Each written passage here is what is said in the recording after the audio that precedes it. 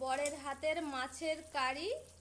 আজকে বরকে বললাম যে তুমি রান্না করো, আমার রান্না করে খেতে ইচ্ছে করছে না, সেই জন্য ও রান্না করলো। এখানে দু রকমের মাছ আছে, কাতলা মাছ আর দুটো তেলাপিয়া মাছ আছে। কারণ এটা হচ্ছে ফ্রিজে ছিল, শেষের মাছ আর মাছ নেই, সেই জন্য।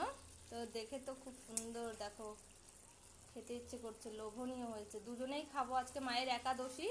তো বর রান্না করছে, তোমরা যদি বিশ্বাস না করো দেখলেই বুঝতে পারবে। ও কখনো মাছ রান্না করেনি, তো এই প্রথম ওকে বললাম যে মাছ রান্না করো। অনেকবার মটন রান্না করেছে, দেশি চিকেন রান্না করেছে, কিন্তু ও নিরামিষও কোনো দিন রান্না করতে পারে না বা করেনি। আর এখন কুড়ে হয়ে গেছে, এখন একদমই রান্না করে খায় না। তো আজকে বললাম যে মাছ করো, আমি শিখিয়ে দেবো। তো আমি বলে বলে দিলাম, ও নিজেই করেছে। দেখো,